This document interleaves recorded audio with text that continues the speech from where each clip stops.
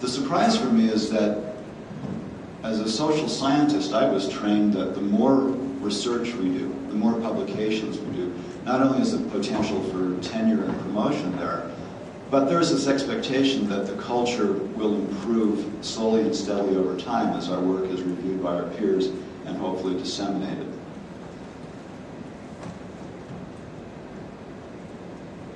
As Kate said, the more research we do, the higher all of our boats will float. The surprise for me is when the recent understanding that there is some research that needs to not be done, and there's some information that needs not to be disseminated, and we need somehow to come together to understand what that is. I'm on a steep part of that learning curve, but we are making some progress. In the interest of keeping these remarks brief, I'm delighted to introduce to you two colleagues of mine who serve as the co-directors of the National Native Children's Trauma Center, part of DURS. The National Native Children's Trauma Center has as its mission to elevate the standard of care for children with trauma, with a particular focus on children who are Native and who live in reservation communities. Let me please introduce Marilyn Zimmerman and Daryl Stowe.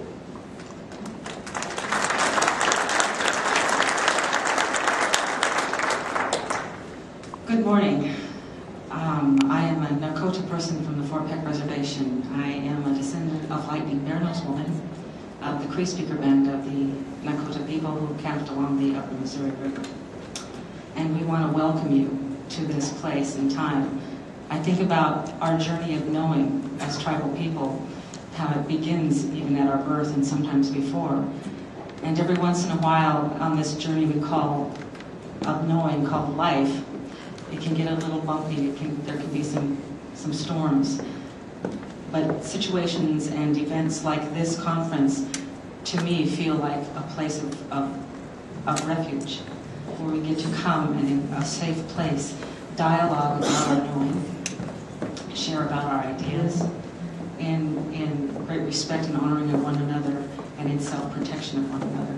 So, from the National Native Children's Trauma Center, I would just like to welcome you to Missoula, to the University of Montana, and I hope you enjoy and are blessed by this conference.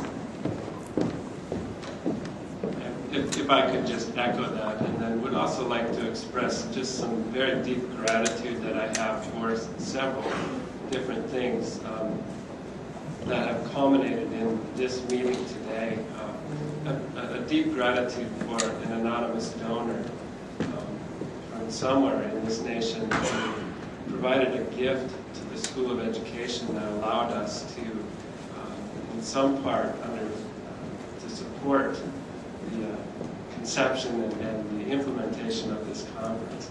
I don't know who that person is. I never have known. Perhaps they're amongst us today, and if so, I hope that this conference honors your wishes and your dreams for Indian education for all in Montana. I'm also grateful for everyone here who has taken time to come together. I know people have come from great distances, and it's such a meaningful thing for us as people who work in this field and need to understand these issues. I just feel such gratitude that we can all come together and talk and converse and relate with one another about these issues that are so critical to our own well-being. And so with that, I would just also say welcome. Thank you. Thank you for the opportunity to interact with you over the next 2 days. And I guess I'll hand it back to Bob.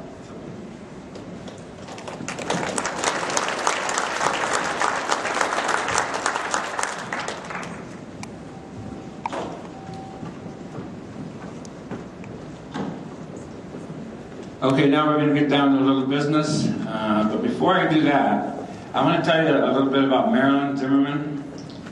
Marilyn, because of the Indian Education for All Act and because of the need, tribal colleges and universities, especially in Montana, have been charged with being knowledge keepers and knowledge providers, but all of our mission statements contain a section on protecting, preserving, and presenting our culture, as well as an educational program, both academic and vocational.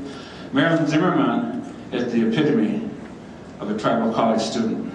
Marilyn Zimmerman was a farmer's wife, a mother, a housewife, and she came from a very diverse background, being a Nakota in a community that like Poplar. And she came to the community college, and she said, I'm going to do something now. My kids are growing up, my husband's still farming, but I'm going to do something because I'm Marilyn. And so what we did was, as a community college, and as all tribal colleges do, and universities, we gave her the chance to change, and that's our job. And I'm so proud of Marilyn because of where she's come from and where she's still going. So if you would give Marilyn another round of applause. That's a community college, tribal community college graduate right there.